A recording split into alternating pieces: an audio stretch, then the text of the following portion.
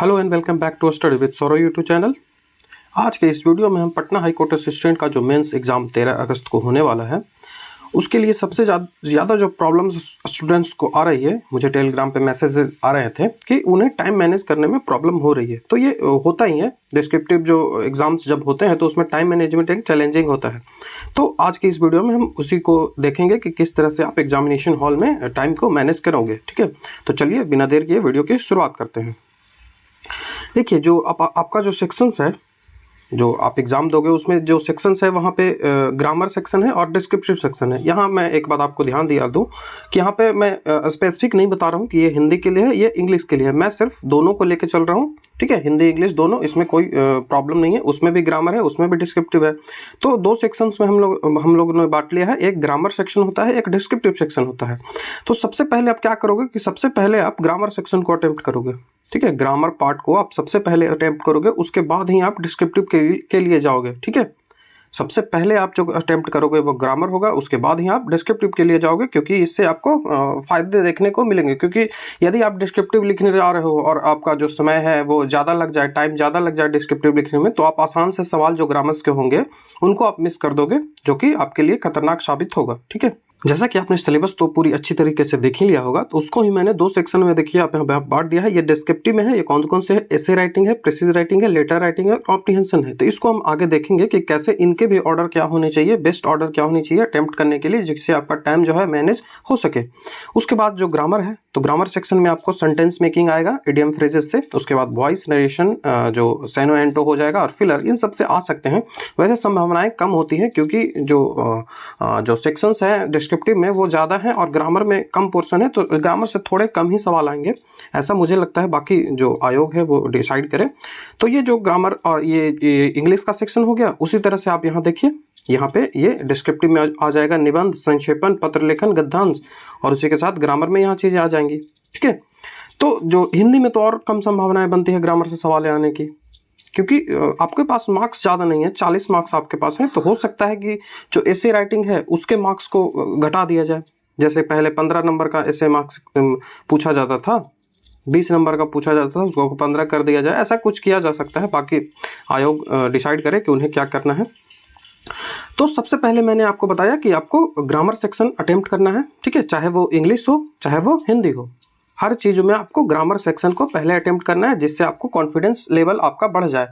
ठीक है, क्योंकि ग्रामर आप आसानी से कर लोगे। ठीक है, उसके बाद जो बेस्ट ऑर्डर होना चाहिए वो क्या होना चाहिए आपको अटेम्प्ट करने के लिए। सबसे पहले आप जो बेस्ट ऑर्डर होना चाहिए आपको डिस्क्रिप्टिव अटेम्प्ट करने के लिए, उनमें क्या करना चाहिए। तो डिस्क्रिप्टिव में आप सबसे पहले ऐड करोगे लेटर राइटिंग को। ठीक है, सबसे पहले आप लेटर राइटिंग करोगे, क्योंकि ये आसान सी चीज़ें होती है, इसको आप आसानी से कर लोगे, जिससे आपका कॉन्फिडेंस लेवल बढ़ेगा।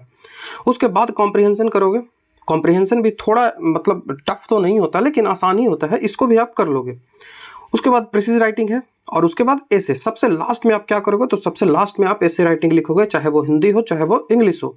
ठीक है, इस पे आप पहले इसको अटेम्प्ट आप नहीं करोगे, ये मेरा सजेशन है। बाकी यदि आप ज़्यादा कॉन्फिडेंस महसूस करते हो कि हम ऐसे काफ़ी अच्छे से लिख सकते हैं, तो आप इसको अटेम्प्ट पहले कर सकते हो, लेकिन मेरा जो ऑर्डर है वो यही होना चाहिए।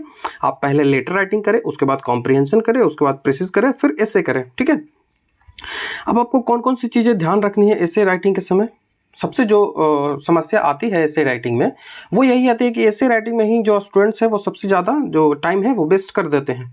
तो जो ऐसे राइटिंग है उसमें आपको ज़्यादा सोचने की आवश्यकता नहीं है। एक बार जब आपको क्वेश्चन मिल जाए, तो उसके बाद आप डिसाइड कर लो कि हमें 3 क्वेश्चन जो ऐसे के दिए गए हैं उनमें से हमें कौन सा चूज करना है। ये जल्दी आप डिसाइड करोगे कौन सा हमको चूज करना चाहिए, और आप वैसे चूज करो जो ना तो ज़्यादा आसान हो और ना ही ज़्यादा टफ हो, मॉडरेट लेवल का हो, तो वो ज़्यादा अच्छा होता है। आप ज़्यादा आसान टॉपिक मत चूज करिएगा, क्योंकि वो ज़्यादा स्टूडेंट्स चूज करेंगे और उनमें जो कंटेंट होगा वो मतलब हर कोई वो लिख देगा। तो आप वैसा चूज करें जो थोड़ा सा मतलब नॉर्मल लेवल का हो, ऐसा भी नहीं कि हाई फाई लेवल वाला आप ऐसे को चूज कर लें।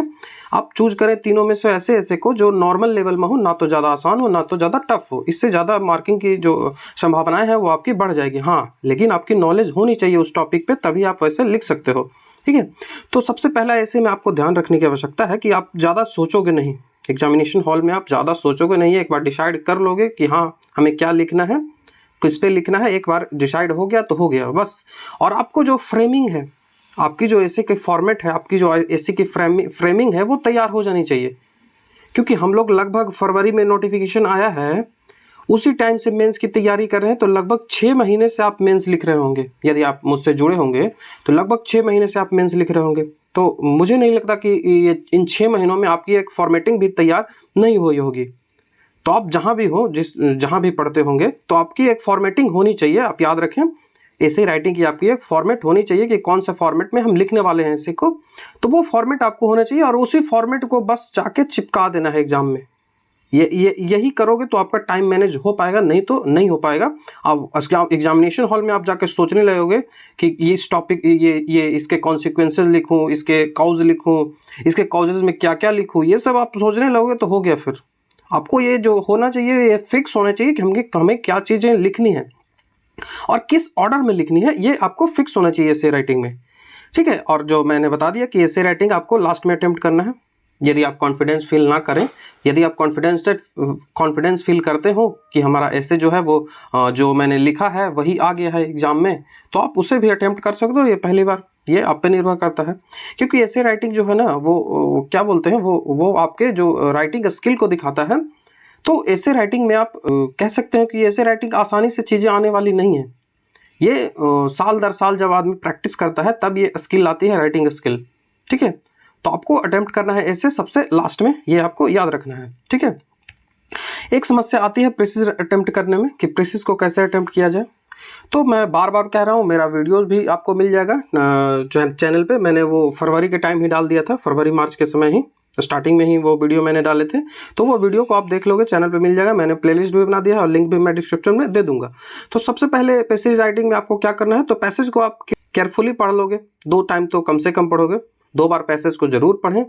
उसके बाद जो आपको लगे कि हाँ इंपॉर्टेंट है, इसके बिना ऐसे अधूरा पैसेज अधूरा है, तो उन पॉइंटों को आप अंडरलाइन कर लोगे। ठीक है। ऐसे ऐसे अंडरलाइन कर लोगे कि कौन कौन से पॉइंट्स हमें जरूरी हैं।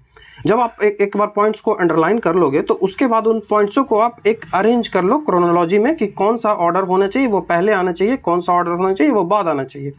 और उन्हीं जो 10 आप कलेक्ट करो या 5 कलेक्ट करो, कुछ कितना भी आप कलेक्ट करो, उन्हीं को आप एक जो आपका एक जो सेंटेंस है, उन्हीं जो सेंटेंसेस है उनसे आप एक पैराग्राफ तैयार करो। उन्हीं सेंटेंसेस से आप पैराग्राफ तैयार करोगे और आप देखोगे कि आपका जो प्रेसिज है वो तैयार हो जाएगा और वो जो प्रेसिज आपका तैयार होगा वो बेस्ट प्रेसिज होगा। ठीक है। तो इसी तरह से आप अटेम्प्ट करिए।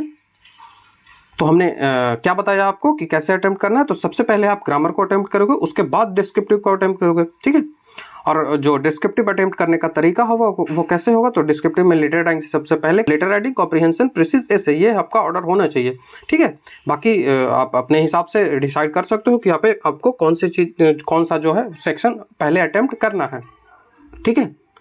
तो यही था इस वीडियो में। जितने भी आप पहले आपने राइटिंग की है, हमने तो काफ़ी की है, 6 महीने में हमने लगभग 35 से 40 ऐसे लिख चुके हैं।